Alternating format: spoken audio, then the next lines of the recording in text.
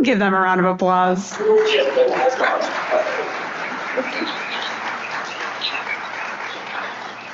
So special to start our service with such beautiful music from our talented members.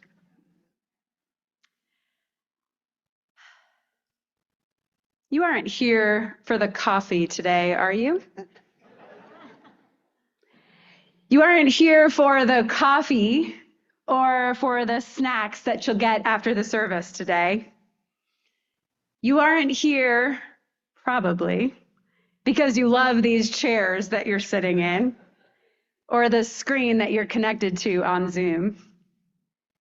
You aren't here because of that one piece of the service that you just love. You're here, we are here at some level because someday we won't be. And we know that. This isn't really the point. It's not the thing.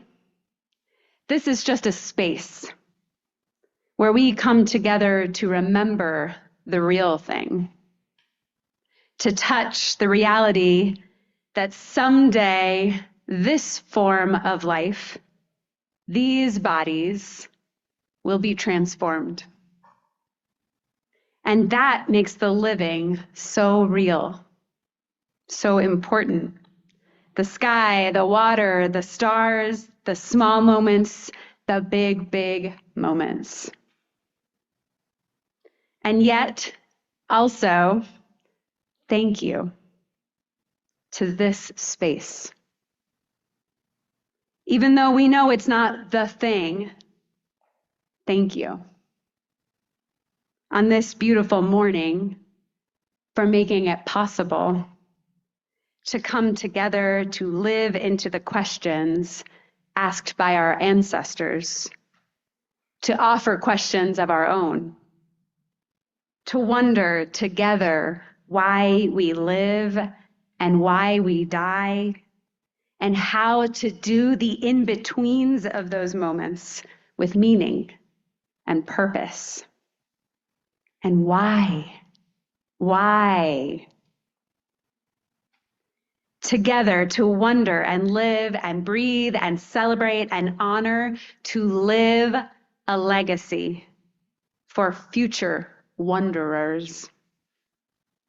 To live with all that has been left to us, to shape all that will come after, to leave a mark or not, and wonder what questions those who come after will offer into this space. And so let us light a flame, an essence of this lineage of living.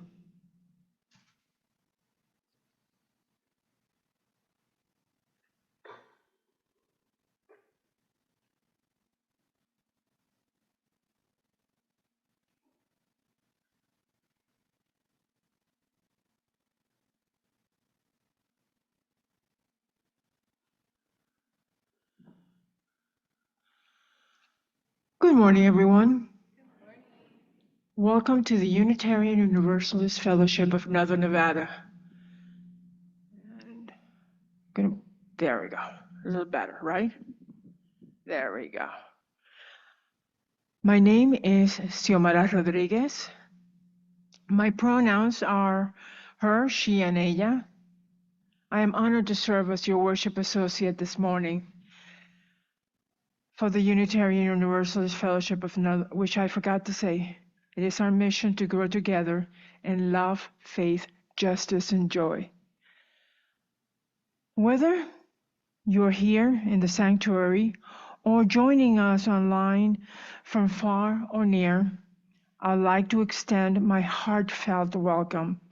If this is your first time with us, we are especially glad that you are here. And if you're a returning member of this community, thank you for continuing to bring your presence, your spirit, and your love to this shared place. At UUNNF, we strive to be a community where all are truly welcome people of every race, ethnic background, gender, identity, and expression, sexual orientation, age, blood type. Hey, we all have different blood types.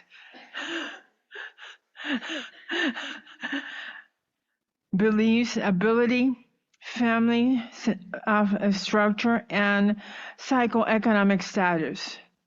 Wherever you are, whomever you are, we love you. Whatever path has brought you here, you're welcome in this circle, at this time, and at this connection. Before we begin, we take a moment to ground ourselves in gratitude and awareness of the land we shared. We acknowledge that we gather on the ancestral lands of the Washoe, Paiute, and Shoshone people who have cared for this land for countless of generations. May this acknowledgement inspire us towards relationship with the earth and with all who call this region home. So, as we begin this time together, I invite you to take a deep breath.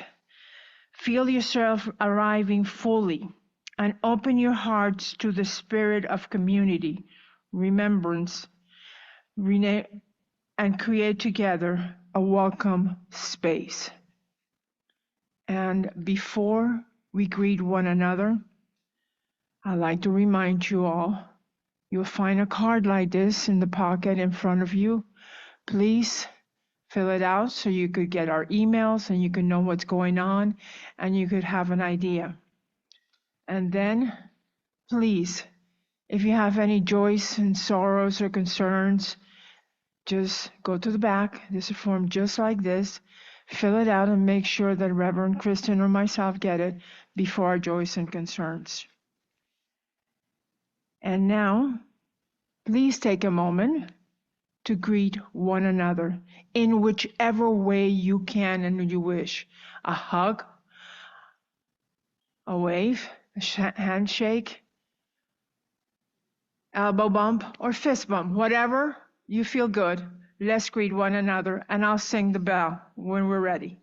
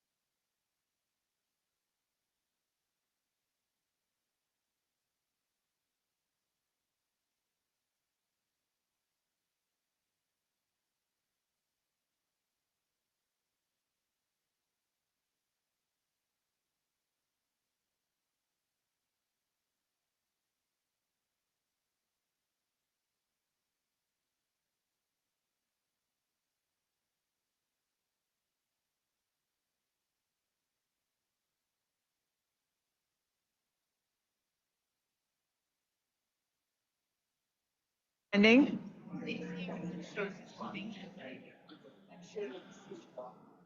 I was just going to say, could you all please stay standing? But I guess I was a little late.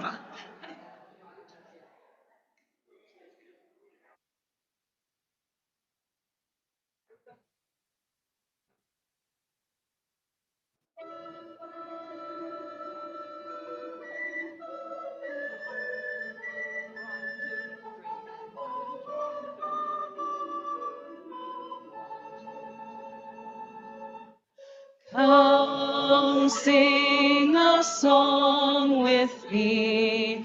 Come sing a song with me. Come sing a song with me, that I might know you're mine.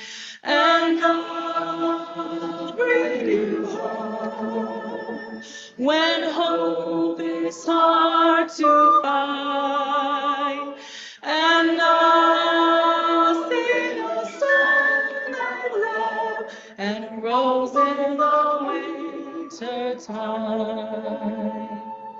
Come dream a dream with me. Come dream a dream with me. Come dream a dream with me, that I might know your mind. And I'll bring you home when hope is hard to find. And I'll sing a song of love and a rose in the winter time. Come walk in rain with me. Come walk in rain with me. Come walk in rain with me, that I might know your mind. And I'll bring you hope when hope is hard to find.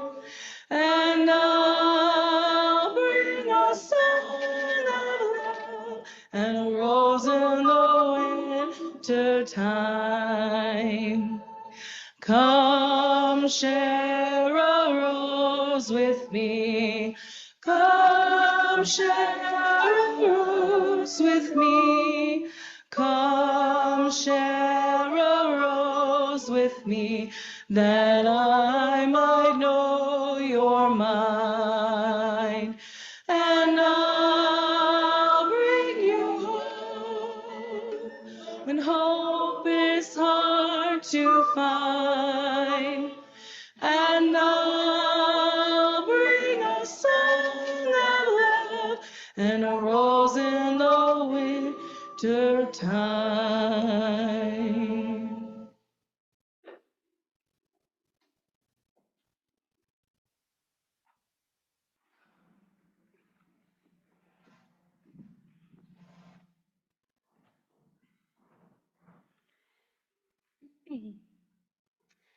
A few summers ago, I traveled to Palestine and Israel with my family.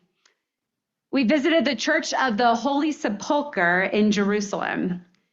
This site, also known as the Church of the Resurrection, has been continuously recognized since the 4th century as the place where Jesus died, was buried, and rose from the dead. The church is housed in the ancient walled city in Jerusalem, which is divided into 4 quarters: Muslim, Christian, Armenian, and Jewish. And the church itself is managed by a variety of Coptic, Roman, Greek, and Armenian Christians. It is said that before this site became a site holy to Christians, that it was used as a Jewish burial ground and the site of a pagan temple. Access to this Church of the Resurrection is along a winding maze of narrow walkways, a clash of what seems to be a plethora of cultures and theologies and histories. By the time you get to that site within the city's ancient walls, you've moved through layers of ancient life, interpreted through a spectrum of theologies and religious practices, centuries of people trying to understand their lives. The church itself is an expansive complex in the northwest quarter of the old city of Jerusalem. It's thought that the existence of this building on this site, which began in the 4th century, has changed over generations, changed hands numerous times, as people marked this site, added on, restored, remodeled, burned down, and rebuilt. Most of the church that you can visit today dates back to 1810. And it is a beautiful, fascinating amalgamation of different beliefs in a sacred place of pilgrimage. When my family visited this Church of the Holy Sepulchre, the first thing I noticed was actually the graffiti. Modern and ancient visitors to the site had carved marks, crosses, and names and symbols into the columns at the entrance to the building. I felt a little bit confused and surprised that even here, people felt the need to make their mark on something so sacred to so many. And I wondered what meaning that had for people. It didn't look like it was attempted art, which much graffiti is, and it didn't necessarily look like it was supposed to be malicious, like an attempt to degrade the facade. It was more of an "I was here" statement. It's hard to know why people chose to do that, but I could feel the historical draw to the place. And it made sense to me that people might want to feel connected in some way. The existence of ancient graffiti or artwork has been well documented, especially human-created markings that seem place-specific, not just a tag across a billboard, but an intentionally marked connection to place and an acknowledgement of their existence on this earth that would feel like it was lasting. For instance, at prisons around the world, where people are incarcerated for political opinions, prisoners mark their cells with artwork and notes, almost as if an attempt to say, "I existed. I lived and I breathed on this planet as short as it was in the broad story of life." A note about one such prison says that people have always felt the need to leave a memory of themselves in the face of the transience of life. To be seen is perhaps one of the most human needs. The curator of a research site dedicated to ancient graffiti offers this observance. The extraordinary thing about these messages is just how ordinary most of them seem. There is this sense that writing, and especially writing on something that is immobile, provides you with a way to echo for a longer time than you can by just saying something out loud. There is something sacred about centuries of pilgrims from all over the world winding their way through the tapestry of faiths and cultures in the old city of Jerusalem to the Church of the Resurrection, and feeling the innate human need to mark their existence. So human. In a moment, Chris will share some tangible ways that we leave our mark at this congregation and through this congregation. Because our Unitarian Universalist story reminds us of the sacredness of this life, here and now. And we choose the marks that we'll make in this lifetime that might leave a legacy in this grand, expansive universe.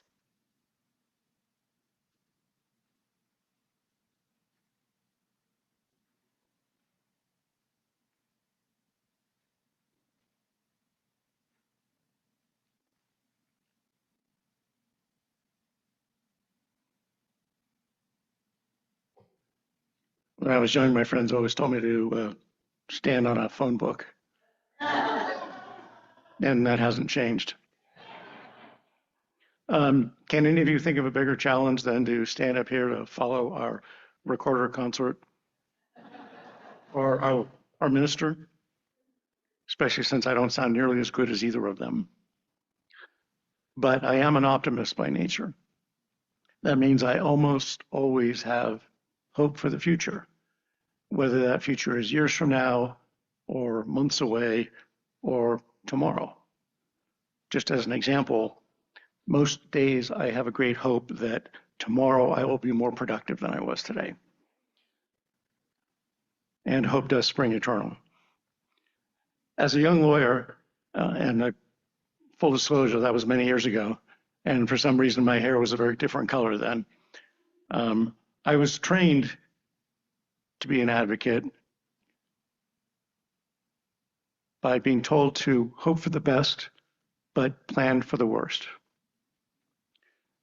And in my profession, plan for the worst means envision all of the things that might go wrong, all the curveballs that might be thrown at you during a trial or a contract negotiation or a settlement discussion, and prepare to address and overcome whatever gets thrown at you. And I have carried that over to my personal life to some extent. For example, when I started DIY project, I tried to envision all the ways that my bumbling might go wrong so that I can avoid flooding the kitchen or at least have all the house towels right nearby. That's planning for the worst. To me, the mantra of planning for the worst has never meant not having hope or confidence in a good outcome. Instead, it means planning for the ways that things might not go great so I can be prepared to turn the situation around and get the best outcome possible in pursuing my hopes. From this follows my belief that having hope requires that we take action in order to realize our hopes. I boil this down to hope but act. Hope but take action to bring your hopes to fruition. And having now reflected on this for several days, it also occurs to me that particularly in a time when hope is hard to find, one place to look for hope is in taking action. Now, I know I said that having hope requires that you also take action to achieve your hopes, but I do wonder, is it also possible that taking action can itself generate hope?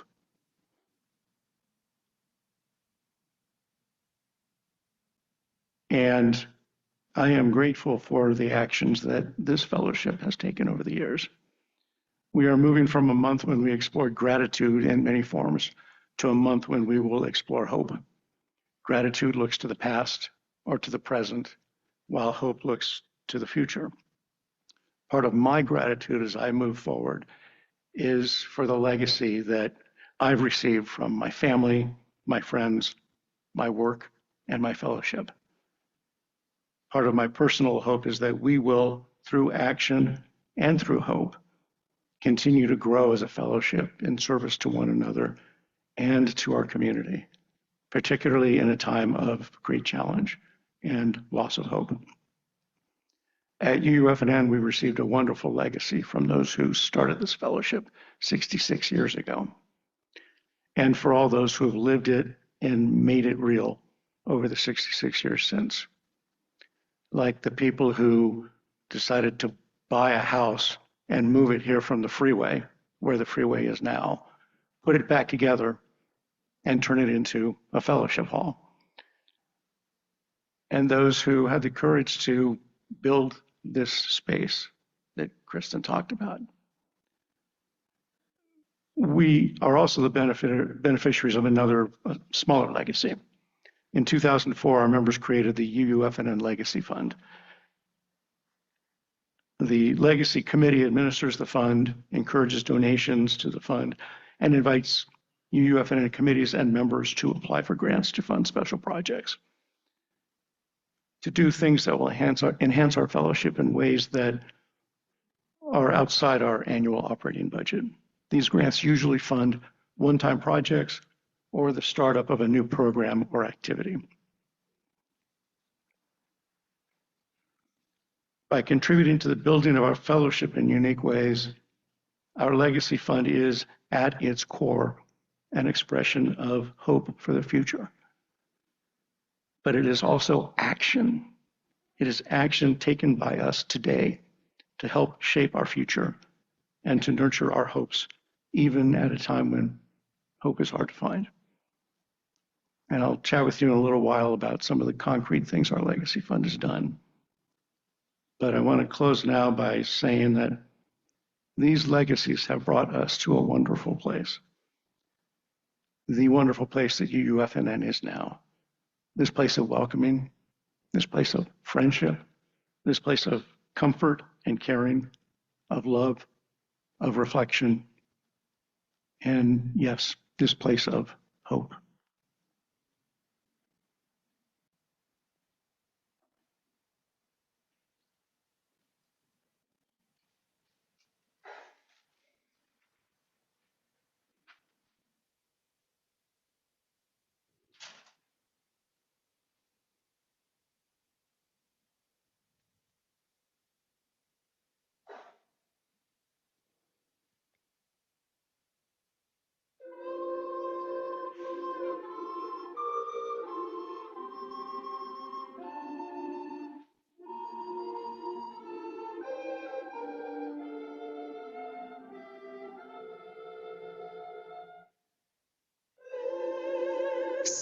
Ist eine Rosenschwunge aus einer Wurzelsaat. Aus und die alten Zungen von Eva kommt die Hand und hat ein Blümlein brackt mit dem kalten Winter. Was du dir halbe Nacht? Das Röslein, das ich meine, da war Eva sagt.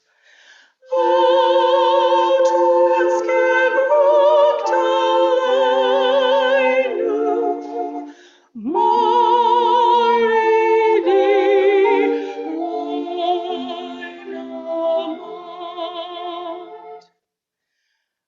Aus guter Saufgemrei hat sie ein Kind geboren, welches uns fehlen sagt.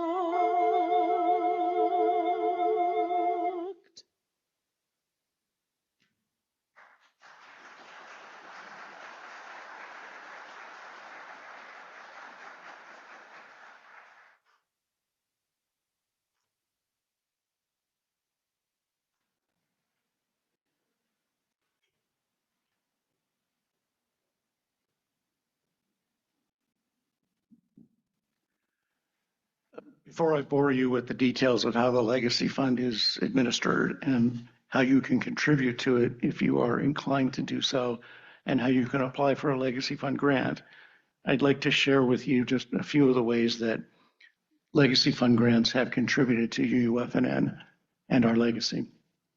As Maya prepares to put some photos up on the screen, let me first mention a few Legacy Fund grants that could not easily be photographed. One funded a UUFNN leadership training camp 7 or 8 years ago. The second funded scholarships to UUFNN's wonderful Chalice Camp for kids. And the third funded a project by Midori wall that was the photographic expression of our UU principles in action. Now, for the visuals, some of the projects that the Legacy Fund has provided for: the publication of UUFNN's 65th anniversary history, the TV monitor in the gathering room, our new rug here in the great room, which I'm standing on or over. That grant allowed our long-serving rug to retire gracefully after many years of grueling service. All of the carpeting in our administration building, the new video and computer equipment that we purchased in 2021 that's being used by our fabulous tech team. It improved our online Sunday services during the COVID pandemic when we were online only. And it continues to enable our tech team to provide seamless hybrid services every Sunday. The picnic tables on the south patio, which many of you have enjoyed, they're amazingly comfortable for picnic tables. A grant to the Reno Posse this year assisted it through some financial challenges. And as many of you know, the Posse was founded by our very own Jane Dunn, and it feeds our unhoused neighbors every week with a lot of help from our members. You probably don't see these very often or notice them, but there are defibrillators, one in the gathering room and one in the Stark King room. These are relatively new additions that enhance the health and safety of our members and visitors, just in case the worst happens. Inclusive seating here in the great room. At the back of the room, you can see it. These chairs make it possible for folks with physical limitations or pain to sit more comfortably and enjoy our Sunday services. And finally, the new sidewalk that runs from between our two buildings around to the south patio. That sidewalk now means that more people can comfortably and easily get to the patio and enjoy our beautiful grounds. This is just a partial list of Legacy Fund grants from the last 10 years. The committee issues Legacy Fund grants once a year, and applications for a grant can be submitted to the Legacy Committee until March 1st. The 2026 Legacy Fund grant application will be posted on the UUFN website by the end of December. The committee then evaluates all the applications and awards its grants in April. I'm not going to strong arm you after the service to contribute to the Legacy Fund, rest assured. But I ask that you keep the Legacy Fund in mind as you think about your giving decisions. A gift could be in any amount, large or small. It could take the form of a year-end gift as part of your tax or required minimum distribution planning. It could be an annual ongoing gift. It could be a one-time gift, or it could be a gift you make through your estate planning. A check to the fund should be made to the UUFNN Legacy Fund, and you'll see a lot of these details in the pamphlets that you had to pick up before you sat down this morning. If you'd like to make a contribution today, you can place a check in the offering basket, or after the service, you can give it to any of the members of the Legacy Committee who are here today, and I think there are 3 of us. Jackie Riley, would you stand up, Jackie? And Kathleen Burton, Daniel Panato, and Cindy Fogel could not make it today, and I'm the 5th member of the committee. The Legacy Fund helps to continue the work of UUFNN, of our fellowship. It is us taking action to create a legacy for the future. And that strikes me as one way for us to find hope in a time when hope is hard to find. Thanks.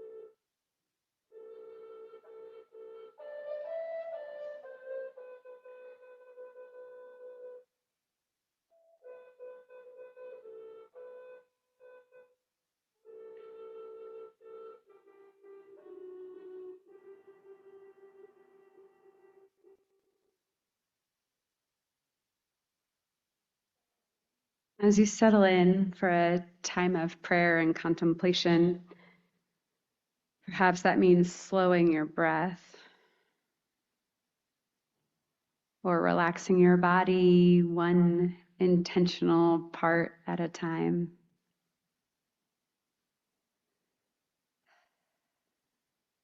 I want to offer you a story shared by Victoria Safford. She says, in a cemetery once, an old one in New England, I found a strangely soothing epitaph. The name of the deceased and her dates had been scoured away by wind and rain. But there was a carving of a tree with roots and branches, and among them these words: she attended well and faithfully to a few worthy things. At first, she says, at first this seemed to me a little meager, a little stingy on the part of her survivors. But I wrote it down and have thought about it since, and now I can't imagine a more proud or satisfying legacy. She attended well and faithfully to a few worthy things. Every day I stand in danger of being struck by lightning, she says, and having the obituary in the local paper say, for all the world to see. She attended frantically and ineffectually to a great many unimportant, meaningless details. How do you want your obituary to read, she asks. They got all the dishes washed and dried before playing with their children in the evening. Or maybe she answered all her calls, all her email, all her voicemail, but along the way she forgot to answer the call to service and compassion and forgiveness, and first and foremost of herself. How will you live to have it say how well you attended, well and faithfully to a few and worthy things? As we sit together in stillness, I invite you to consider the meaningful things you attend to at this congregation, the worthy things to which you give your time and your talent and your treasure, the things you attend to well that make space for you to make this space a place for wondering, connecting, and being with the allness of life's questions. Let us spend some time in stillness.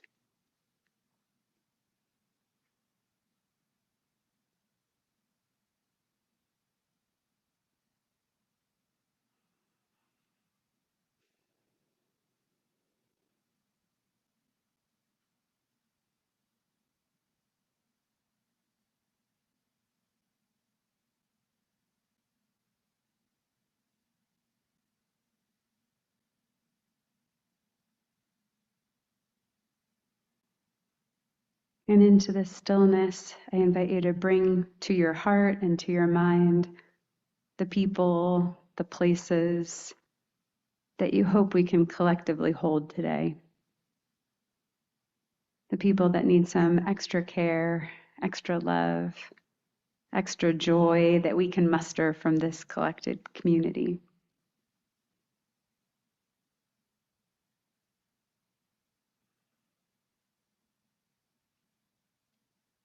Together we hold dear members Jeff and Carol, who are going through a difficult time.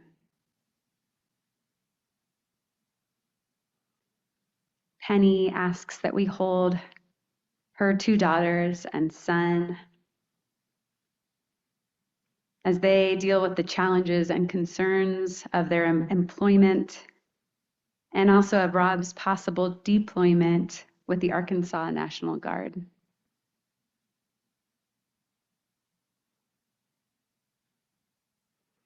And we also celebrate together today. We celebrate with Kathy the birth of her great niece, Lila Odessa, who was born on the 24th. And we celebrate with Booney, whose birthday was yesterday.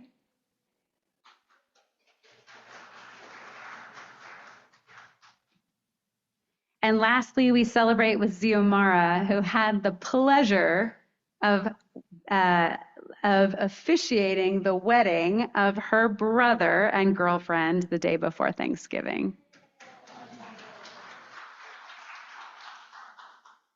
Together in this space, we make it possible to hold all of the joys, all of the sorrows, all of the everything of life together in community.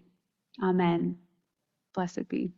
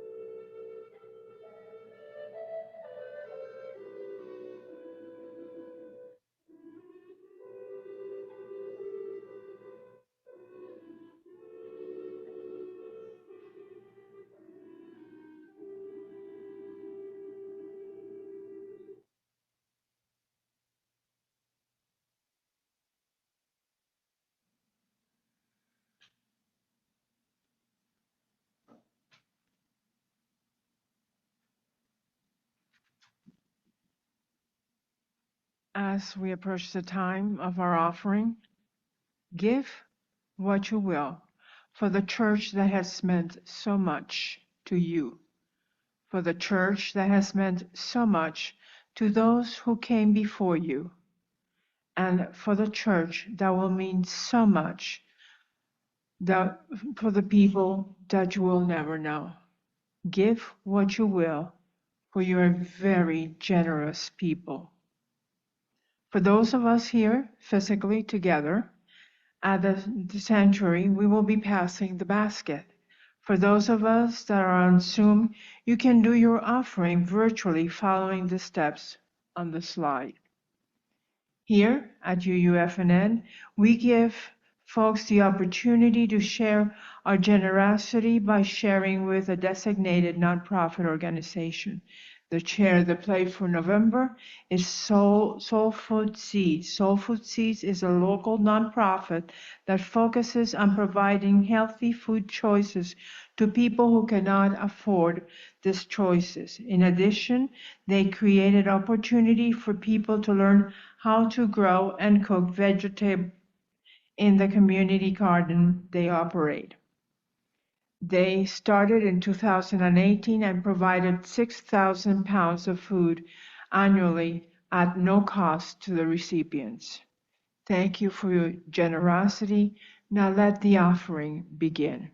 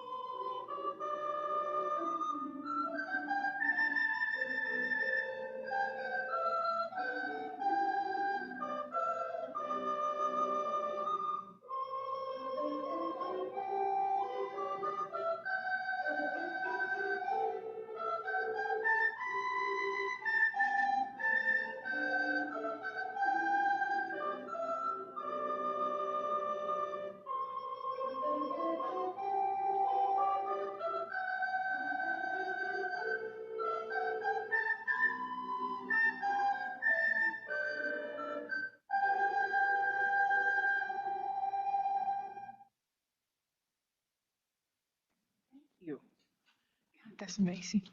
Now, could you all? It's hard to follow them, isn't it? It is really hard to follow them. Now, if you could please help me with Nancy, bless our offerings to the work of this fellowship, which is for more people to grow in love, faith, justice, and joy. We dedicate ourselves, and these are offerings. Thank you. And now we go into the announcement section of our service. And I would like to ask Lois Bianchi to come forward a second, please.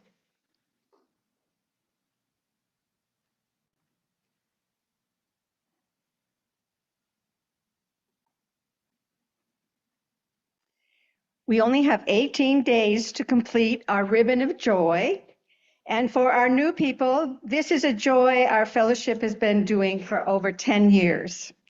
We adopt families from the Women and Children Center of the Sierra on Neal Road, which is just down the road a ways. You may take a slip of paper off of the ribbon of joy, or you can go online, which makes it really easy for you. And I just want to say thank you so much to those who have already gotten their ticket off of the ribbon or have gone online. And we only have 18 days left to do this. So thank you very much.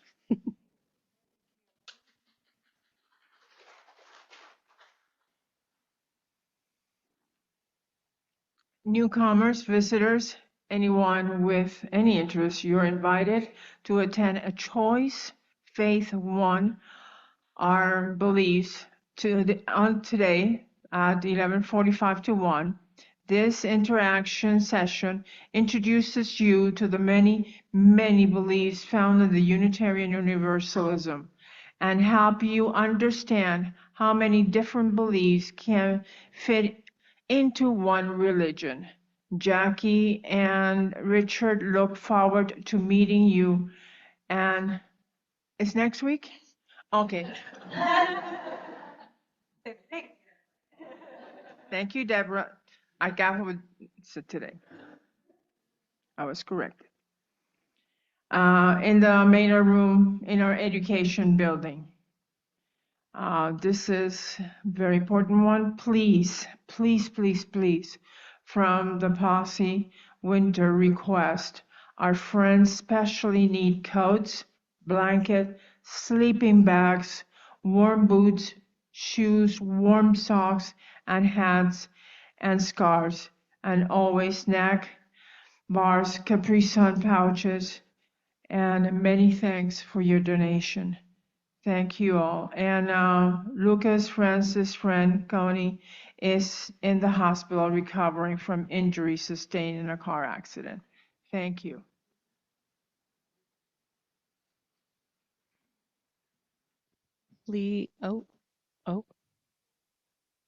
Please rise as you're able in body and spirit and join us in our closing song, My Life Flows On in Endless Song.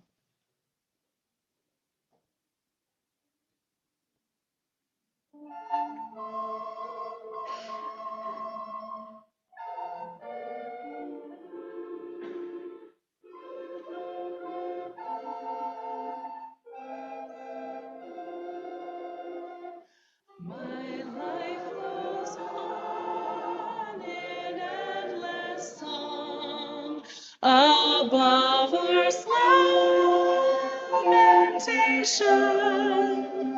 I hear the real, the far off hymn that hails a new creation.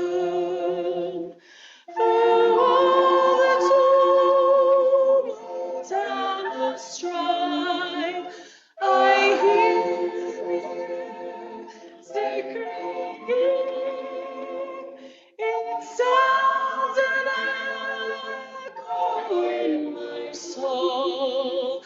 How can I keep from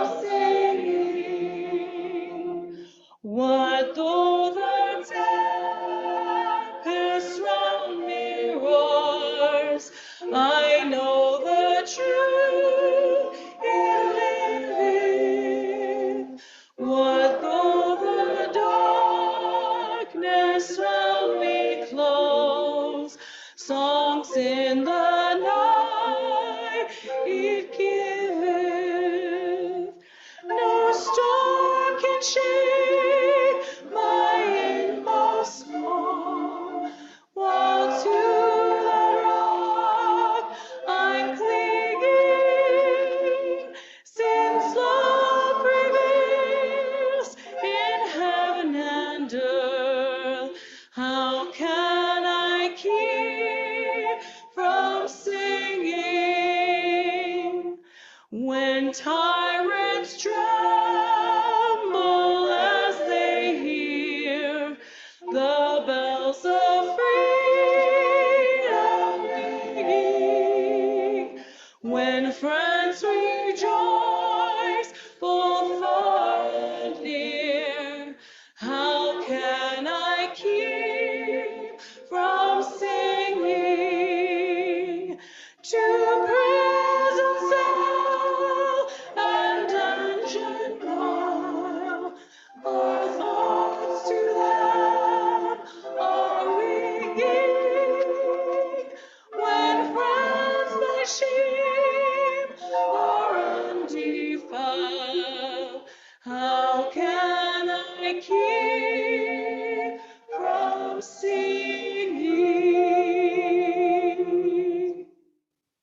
Indeed, friends, how can we keep from singing? Will you connect with each other in any way that feels comfortable for our benediction?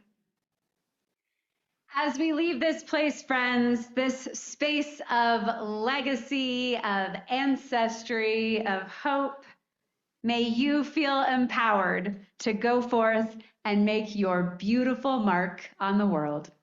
Go in hope, love, and joy.